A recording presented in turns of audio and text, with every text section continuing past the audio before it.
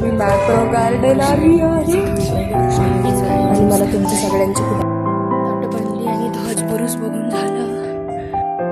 Hello guys, आम्ही इथे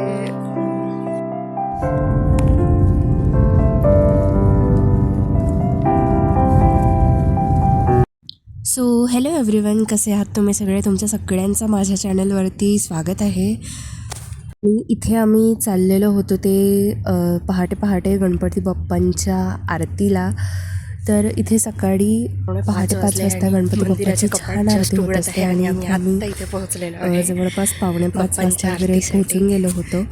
आणि ते मंदिराच्या गाभारा आणखी उघडायचाच होता. तर मग इथे आम्ही त्याच वाट बघत होतो की कधी गाभारा उघडेल आणि मग कधी बाप्पांचे दर्शन होईल. तर मग इथे आरतीच्या 4-5 मिनटाआधी गाभारा उघडून जात असतो आणि बाप्पांचे दर्शन तुम्ही घेऊच शकता. इथे स्क्रीनवरती लावलेले होते कॅमेऱ्याचे छायाचित्र आणि इथे आतमध्ये रेकॉर्डिंग अलग नव्हती, म्हणजे मेन मंदिराच्या आतमध्ये. सो मी ते तुम्हाला काही दाखवू शकले नाही. आणि मग इथे आरती झाल्यानंतर आम्ही छान प्रकारे समुद्रांच्या लाटांचा आवाज घेत छान बसलो होतो आणि खूप मोठ्या मोठ्या अशा लाटा येत होत्या समुद्राच्या. अंधार होता त्यामुळे तिकडे गेलो वगैरे नाही. आणि मग छान इथे आरती झाल्यानंतर थोडा वेळ मंदिराच्या परिसरात बसलो आणि खूप छान वाटत होतं. तुम्हाला जर दिसत असेल इथून गणपती बाप्पा तर तुम्ही बघू शकता.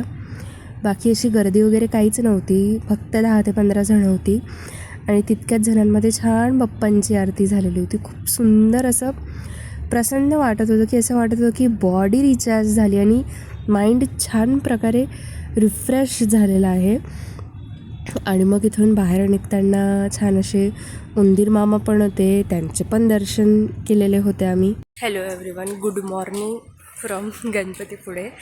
आणि इथे सकाळी 5:30 वाजले. आम्ही 4:45 वाजताच आज गणपती बाप्पांच्या दर्शनासाठी आलेलो होतो. इथे 5 वाजता त्यांचा गाभारा उघडतो आणि त्यांची आरती होते. म्हटलं वाढदिवसाची सुरुवात आपण खूप चांगल्या पॉझिटिव्ह वेने करावं. तर अशी इथे छान सुरुवात झालेली आहे आणि पुढे आणखी बरंच काही आहे. त्याच्यासाठी कंटिन्यू राहा, स्टे ट्यून्ड राहा. आता आम्ही परत हॉटेलवर जातो आहे कारण की अंधारच आहे. आणि आरती आणि दर्शन बाप्पांचे खूप छान झाले आहे. मी प्रयत्न केला आहे की मी सगळं काही रेकॉर्ड करू शकू. सो पुढे असेच जुळून राहा. इथून जी वाट जाते ती गणपती बाप्पाच्या प्रदक्षिणाचे मार्ग आहे.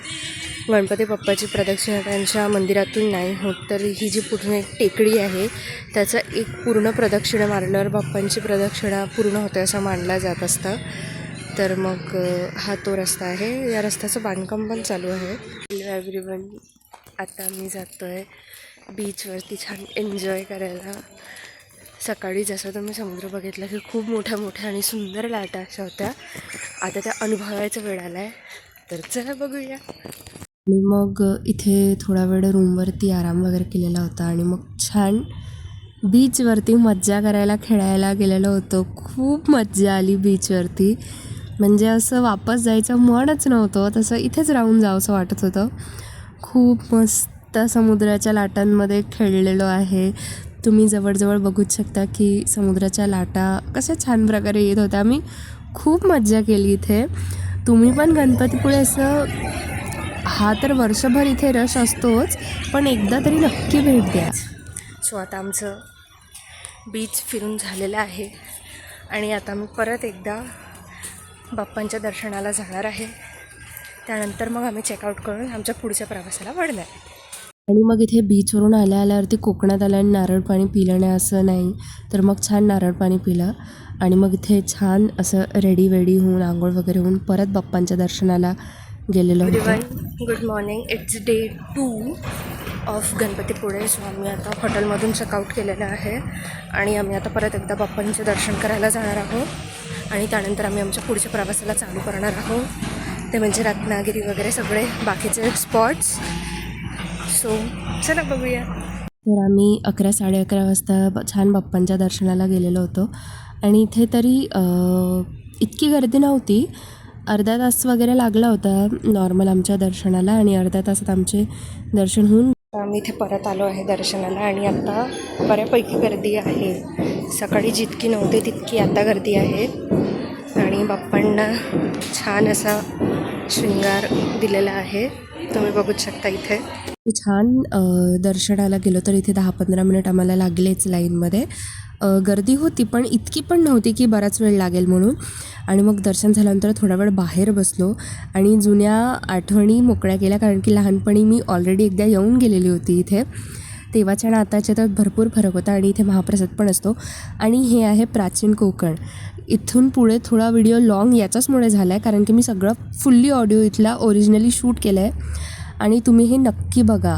म्हणजे इतकं सुंदर आहे हे प्राचीन कोकण की खूप सुंदर आहे. एक्सप्लेन नाही करू शकत की यांनी कसं मेंटेन केलं आहे.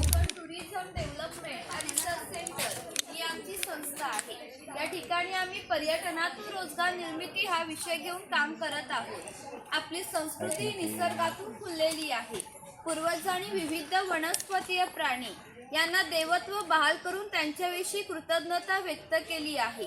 पूर्वी प्रत्येक गावात राखीव जंगल असे, त्यांना देवराई असे म्हणत. त्यातील वनस्पतीय प्राणी यांची हत्या केल्यास त्याला पाप समजले जाई.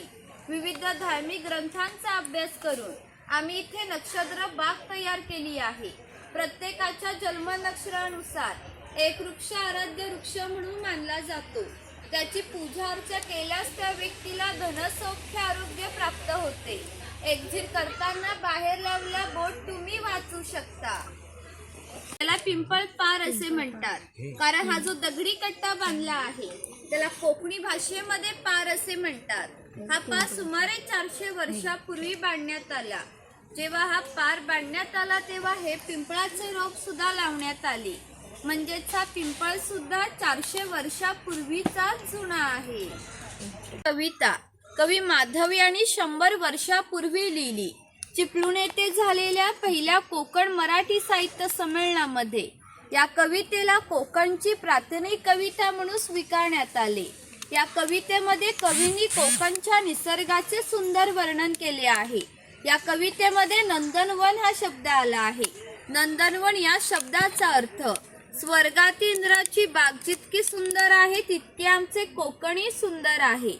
ही गुहा आहे. गुहा हे काळाचे प्रतीक आहे. गुहेच्या अलीकडे आहे वर्तमान काळ आणि गुहेच्या पलीकडे आहे 500 वर्षापूर्वीचा भूतकाळ. आपण इथून पाहणार आहोत 500 वर्षापूर्वीची कोकणी माणसे कशी राहत होती, त्यांची समाज रचना, ग्रामरचना, खाद्य संस्कृती, परंपरा कशा होत्या.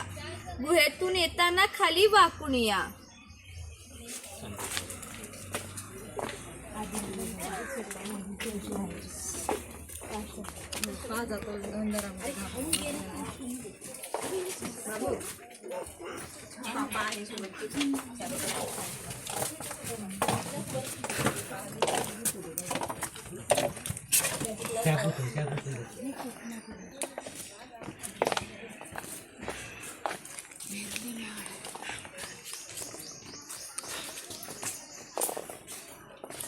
हे कोकमाचे झाड आहे.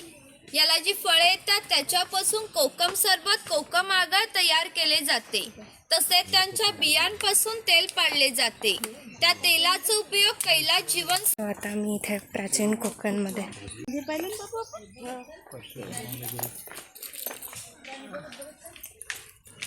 हे आहेत भगवान परशुराम. आपल्या पुराणात उल्लेख आहे की हजारो वर्षापूर्वी भगवान परशुराम होऊन गेले. त्यांनी संपूर्ण पृथ्वी जिंकून घेतली आणि जिंकून घेतली पृथ्वी त्यांनी दान केली. दान केली कोणती गोष्ट आपण स्वतःसाठी वापरत नाही, परंतु त्यांना राहण्यासाठी भूमी आवश्यक होती. आपण ज्या ठिकाणी आज उभे आहोत तिथे हजारो वर्षापूर्वी समुद्र होता. त्यांनी त्यासोबत युद्ध करून त्याला 40 ते 50 किलोमीटर मागे ढकलले आणि सुंदर कोकण प्रदेशाची निर्मिती केली. म्हणून या कोकण प्रदेशाला परशुराम भूमी असेही म्हणतात. कोकणामध्ये लाल रंगाचा जांभा नावाचा दगड मिळतो. जांभा दगडाचा हा जो पक्का रस्ता बांधला आहे त्याला कोकणी भाषेमध्ये पाखाडी असे म्हणतात. ही पाखाडी 400 वर्षापूर्वीची जुनी आहे. तेव्हा ती गणपतीच्या मंदिरापर्यंत होती, पण काळाच्या ओघात ती नष्ट झाली. आज आपला ही फक्त प्राचीन कोकणमध्ये शिल्लक राहिली पाहायला मिळते. पूर्वी सर्वसामान्य पाखाड्या ग्रामदेवतेच्या मंदिरेकडे जाण्यासाठी बांधल्या जात असत। आपण सुद्धा या पाखाडीने प्राचीन कोकणमधील ग्रामदेवतेकडे जाणार आहोत।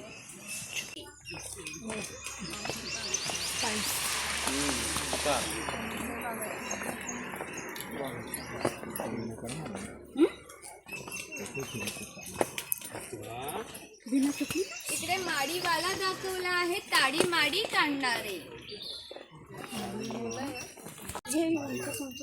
हां नाही, तन्मय सांगत होती, तिने बघितलं होतं ते कसं बनवतं।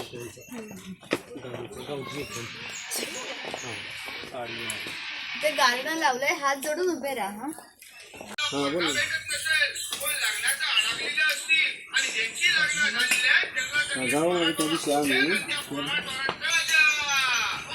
काय काम चालू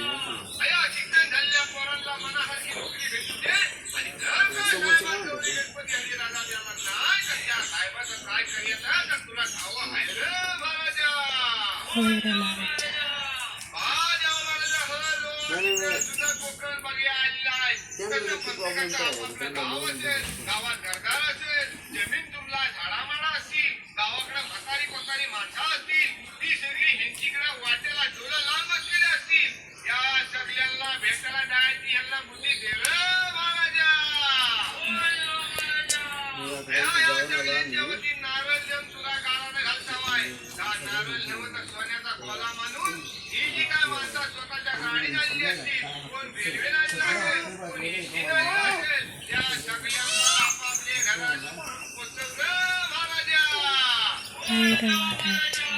सगळ्यांच्या कामाधंद्यात गुराढोरात बरकत दे आणि पुढच्या वर्षीभर होईपर्यंत तुझ्या चरणी येतील तशी त्यांच्या पायात ताकद दे, बुद्धी दे आणि त्यांची रखवाली कर रे महाराजा। अरे हुरा रे हुरा आणि आमच्या वाघजाय मातेचा स्वान्याचा तुरा रे।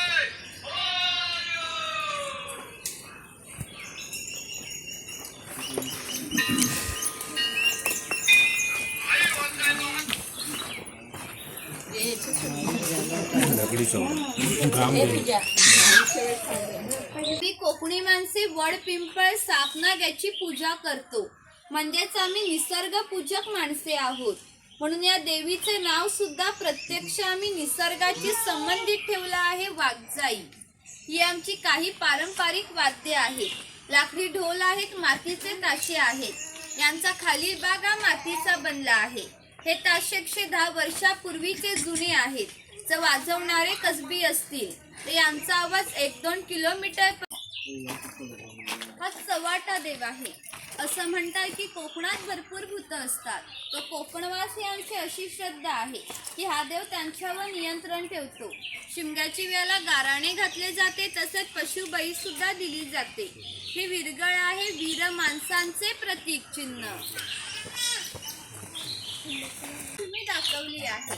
कोत्राचे लोक स्वतःला चापकाने मारून घेतात, त्याला कडक लक्ष्मी असे म्हणतात।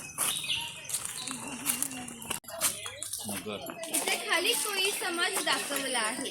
कोळी समाजाची लोक समुद्राच्या इतक्या जवळ राहतात की समुद्राच्या भरतीचे पाणी त्यांच्या घराला लागून जाते। एवढी छोटी होडी घेऊन खोलवर समुद्रामध्ये 8 ते 10 तास मासेमारी करत असत।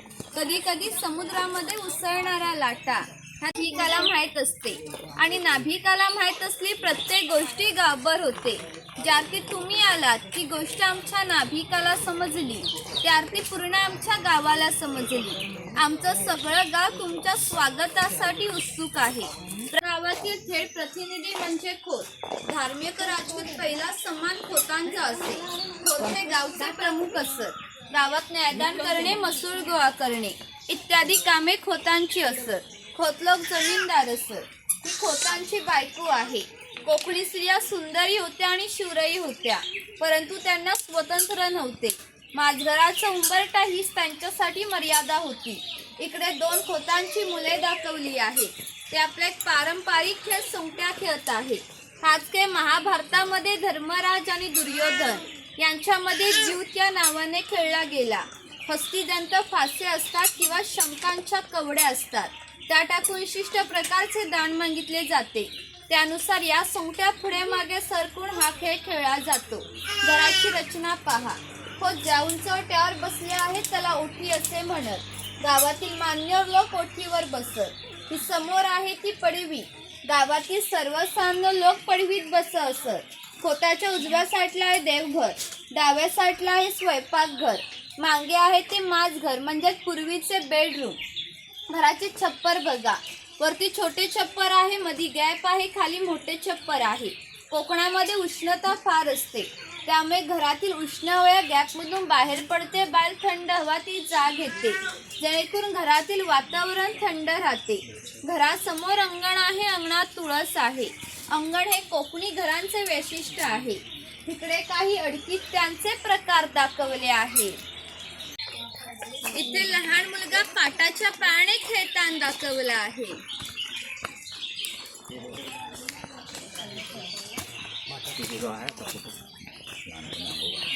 आम्ही इथे प्राचीन कोकणला आलेलो आहे आणि जर कोकणात तुम्हाला कुठली जागा बघायची असेल तर ही सगळ्यात सुंदर जागा आहे.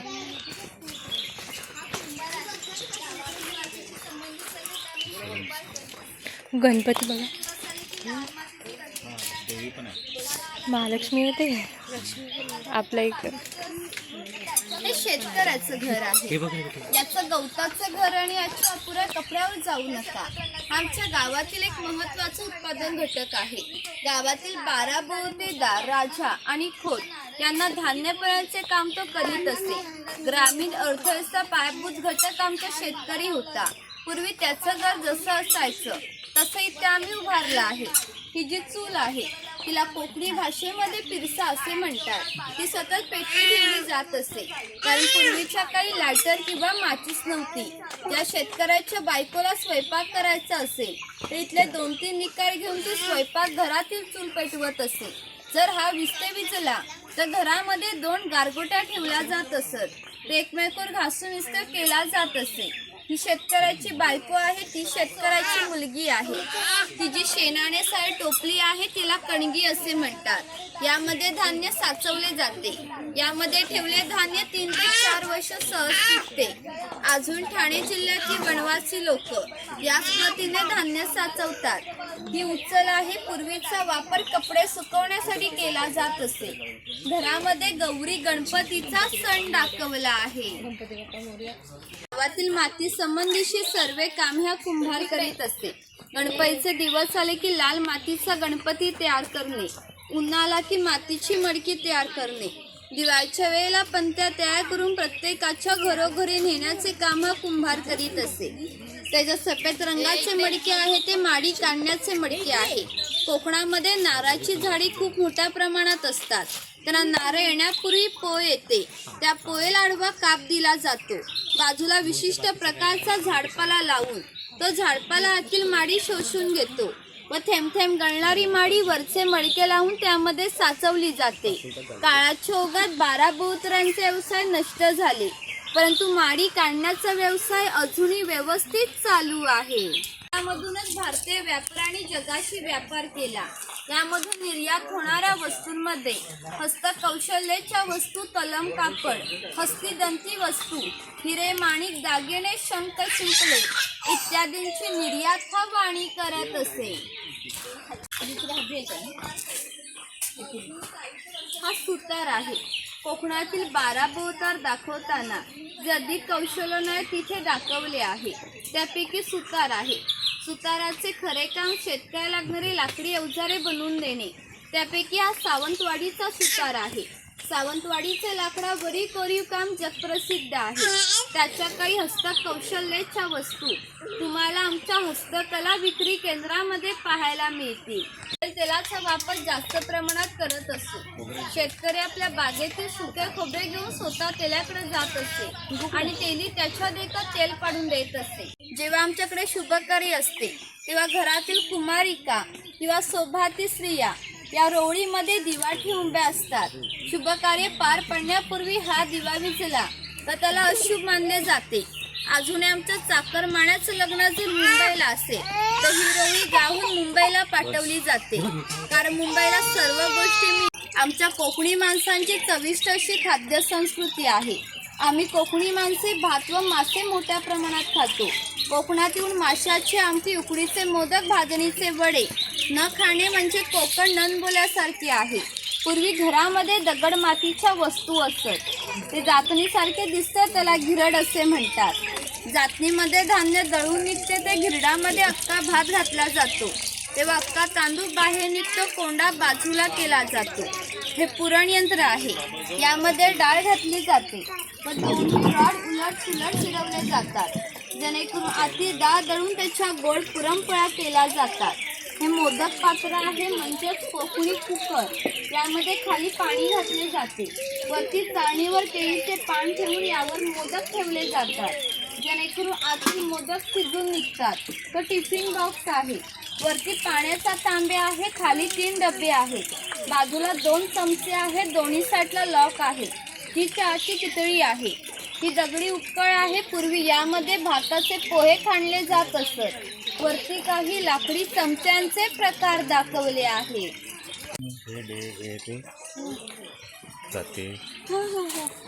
त्यांच्या आजी पूर्वी कोकणातील मुलींची लग्न वयाच्या 8व्या किंवा 10व्या वर्षी होत असत. तोपर्यंत हा कासार या मुलीला बांगड्या भरण्याचा कोणताही मोबदला घेत नसे. जेव्हा या मुलीचं लग्न होईल तेव्हा या मुलीचे वडील या कासाला एक छोटासा सोन्याचा दागिना भेट म्हणून देत असे. या व्यतिरिक्त कोणताही मोबदला कासाला मिळत नसे. म्हणजेच हा कासार या मुलीला 8 ते 10 वर्ष क्रेडिट देत होता. म्हणजे पूर्वीच्या काही 12 बहुतेदार कोणतेही काम करताना नफ्या तोडाचा विचार न करता आपले कर्तव्य म्हणून काम करत होते. भरपूर मोठे जंगल होते, त्यामुळे पाणी मोठ्या प्रमाणात उपलब्ध होते. ज्या ठिकाणी उंचाई 12 पाणी असे तिथे धरणे बांधून हे पाणी प्रत्येकाच्या घरोघरी पाटासह नेले जात असे. या पाण्यावर आमच्या नारी पोपळीच्या बागा व उन्हाळी भात शेती होत असे. उन्हाळी भात शेतीला पाणी भरपूर लागते. तेवढे पाणी प्रत्येक गावात उपलब्ध होते. ग्रामदेवतेंचं पाणवठा एकमेव स्थान आहे की ज्या ठिकाणी सगळा गाव एकत्र येतो. लहान मुले मासेमारीसाठी किंवा आंघोळीसाठी येतात. गावातील स्त्रिया पाणी भरण्यासाठी किंवा कपडे धुण्यासाठी येतात. गुरांना पाणी पाजण्यासाठी याच ठिकाणी येतात. म्हणजे ग्रामीण जीवनाचे मध्यवर्ती केंद्र हा पाणवठा आहे. वरती खवळे मांजर दाखवला आहे. गुहा आहे. त्या गुहेमध्ये शंकराची पिंडी आहे. याचे वैशिष्ट्य म्हणजे अजूनही जिवंत साप त्या गुहेमध्ये आहे. पूर्वी मार्लेश्वर देव एका गावामध्ये राहत होते. तेथील लोक वाईट मार्गाने वागू लागले. त्यामुळे शंकराची पावित्र्यता कमी होऊ लागली. शंकराचे मान्य होणे शक्य नव्हते, म्हणून त्याने तो गाव सोडून जाण्याचा निर्णय घेतला. मकर सणाच्या आदल्या रात्री ते गावाच्या बाहेर पडले. गावाच्या बाहेर या चर्मकाराचे घर होते. चर्मकार हा गरीब पण श्रद्धाळू व नीतिवान होता. शंकराने कुठल्याही प्रकारचा जातीभेद न करता या चर्मकाराला मशाल दाखवण्याची विनंती केली. चर्मकारने सुद्धा अति देवभर समजून मशाल दाखवण्यास सुरुवात केली. आज ज्या ठिकाणी मार्लेश्वर देवस्थान आहे त्या ठिकाणी जाऊन शंकराने आपले खरू प्रकट केले. या चर्मकारात दर्शन दिले व त्याला सांगितले, यापुढे मी इथेच राहणार. जवळजवळ या गोष्टीला 500 वर्ष होऊन गेली. परंतु दरवर्षी मकर संक्रांतीला शंकराच्या मूळ गावून पालखी निघते. तिला मशाल दाखवण्याचे काम आजही चर्मकाराचा वंशज करतो. म्हणजेच मार्लेश्वर असे देवस्थान आहे तिथे कुठल्याही प्रकारचा जातीभेद केला जात नाही.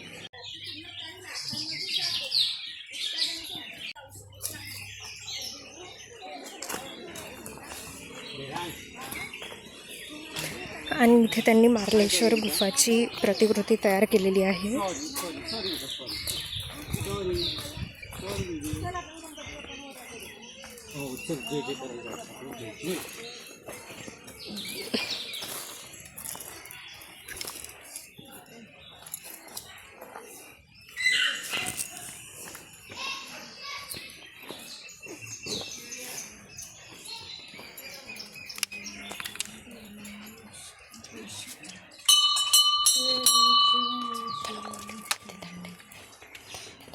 लागेल.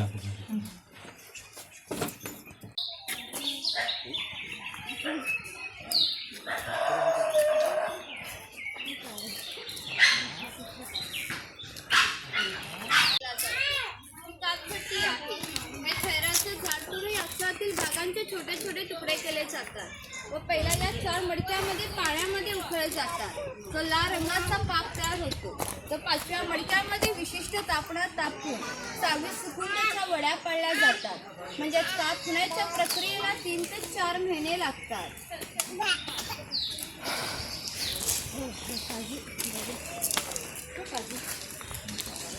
ही मचाणा हे पूर्वीचा वापर शिकारीसाठी केला जात असे. तुम्ही मचाणीवर जाणार असाल तर चप्पल काढून एकाच वेळी 3 जण जाऊ शकता. मग इथूनच पुढे आमचं शॉप आहे, काय खरेदी करायचे करू शकता. मग इथूनच लास्ट पण आहे शंख प्रदर्शन, मग एक्झिट आहे. आणि इथे असं हे पूर्ण प्राचीन कोकण होतं. तुम्हाला कसं आवडलं तर तुम्ही कमेंट सेक्शनमध्ये नक्की सांगा. आणि मग इथे शेवटची यांची मचाण होती, जी की खूप अशी उंच आणि अशी चढीव होती. तर चढायला पण थोडीफार भीती वाटत होती, पण तिथून व्ह्यू इतका सुंदर होता. आणि त्यानंतर यांच्या काही सुव्हिनियर्सची शॉप होती, म्हणजे लाकडांच्या वस्तू, शिंपल्यांच्या वस्तू वगैरे, बाहुले होते छान, वेगळ्या मास्यांचे लोणचे होते. हे काही वेगळं वाटलं मला. आणि काही यांचे मसाले हे ते. गाईज, आम्ही इथे प्राचीन कोकण बघायला आलेलो होतो. आणि इथे पूर्ण कोकणचं कल्चर या लोकांनी प्रिझर्व करून ठेवलं आहे. जर तुम्ही खरंच गणपतीपुळे किंवा कोकणात येत असाल तर तुम्ही ही प्लेस नक्की व्हिजिट करा. खूप सुंदर, म्हणजे खूप सुंदर आहे. प्रत्येक गोष्टीचा, प्रत्येक कल्चरचा इतका सुंदर त्यांनी उल्लेख केला आहे आणि खूप सुंदर त्यांनी जोपासलेला आहे त्यांच्या कल्चरला.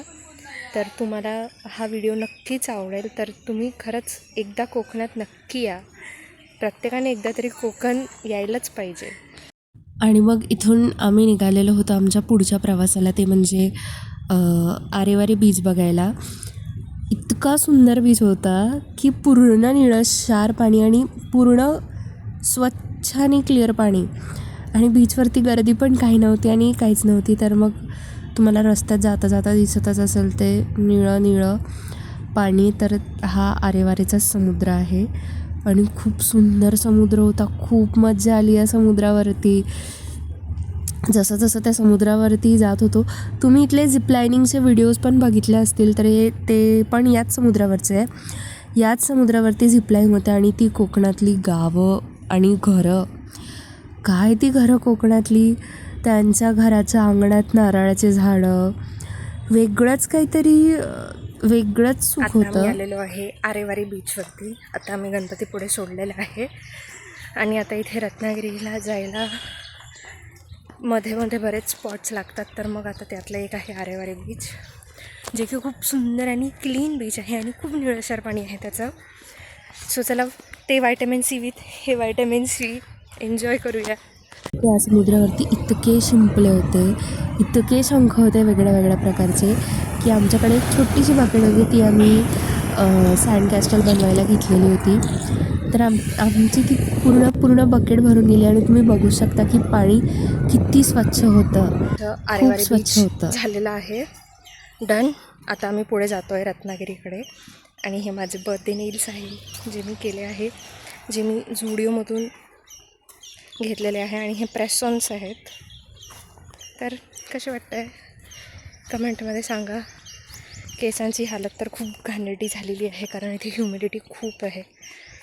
पण आता प्लेसेसच इतक्या सुंदर आहे की बाकी सगळं काही दिसत नाही आहे. तर चला पुढे बघूया आता पुढे कुठे जातो. तर आमचं आरेवारी बीच बघून झाल्यानंतर निघालो आम्ही आमच्या पुढच्या प्रवासाला, ते म्हणजे रत्नागिरीला. आणि इथे खूप दमाट वातावरण होतं. फेबमध्येच आम्ही गेलेलो होतो. आणि मग नंतर आम्ही इथे पोहोचलो रत्नदुर्ग किल्ल्यावरती. आणि मग आधी आम्ही भगवती देवी मंदिराचे दर्शन घेतले. सो गाईज, आता आम्ही आलेलो आहे रत्नदुर्ग किल्ल्याला. इथून तुम्हाला मीरा बंदर दिसते, जिथे फिशिंग वगैरे होत असते. आणि माझ्या मागे जे आहे ते भगवती मंदिर आहे. आणि हा बघा किल्ल्यावरनाचा व्ह्यू. ते ज्या सगळ्या बोटी दिसत आहे ना, तिथे सगळे फिशिंगसाठी वगैरे यूज केल्या जातात. तर आता आम्ही इथली तटबंदी फिरत आहे. सो पुढे तुम्हाला दिसेलच. आणि खूप चांगलं वातावरण आहे. असं ऊन सावली आहे, असं जास्त ऊन नाही आहे इथे. आणि पक्ष्यांचा चिवचिवाट तर चालूच आहे. खूप सुंदर असा किल्ला होता हा, म्हणजे रत्नदुर्ग, जो की छान समुद्रकिनाऱ्यावरती बसलेला होता. किल्ल्यावरचं खूप शांत वातावरण होतं आणि या किल्ल्याचं मेन अट्रॅक्शन म्हणजेच भगवती देवीचं मंदिर होतं. आणि इतकं भव्य दिव्य मंदिर होतं आणि इतकं सुंदर होतं. आणि ही जे दिसतं ना तुम्हाला नेट लावली, ही इथली विहीर होती. इथे विहीर होती एक छोटीशी. मी तुम्हाला ते मंदिर दाखवू शकली असती, पण ते मंदिर नाही दाखवता येत, कॅमेरा अलाऊ नाही होता आतमध्ये. आणि हा होता किल्ल्याचा एंट्रन्स. अशा प्रकारे खूप सुंदर सजवलेला होता बरं का.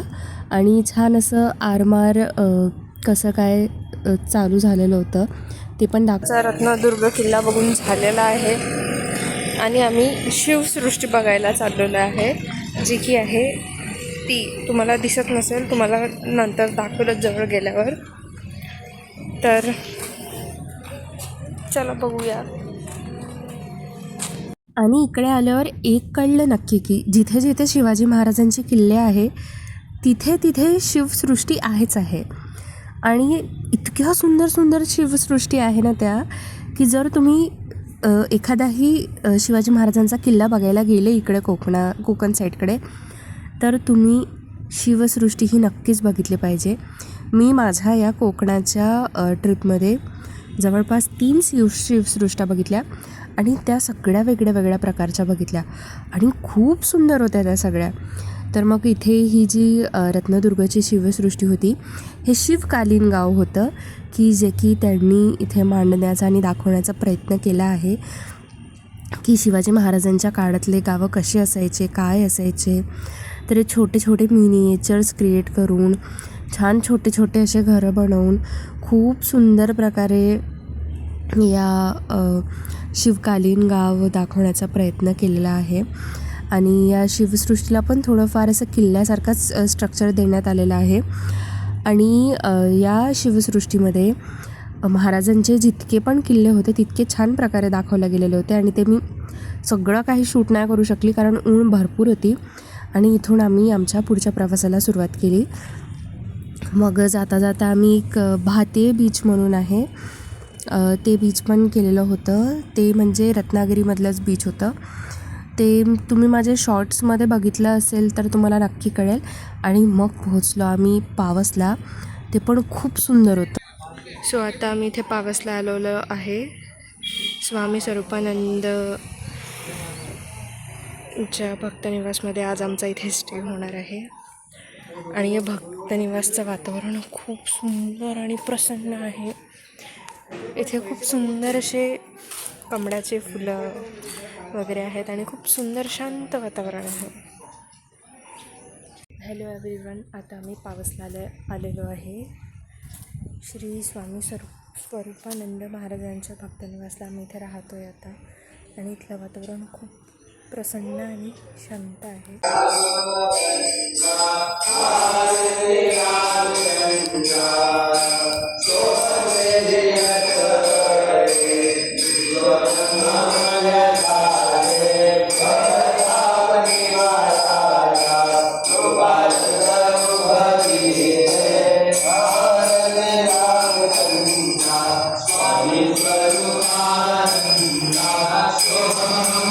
इथे आधीच्या क्लिपमध्ये बघितलंच असेल की आम्ही इथे आरतीच्या वेळेस पोहोचलेलो होतो.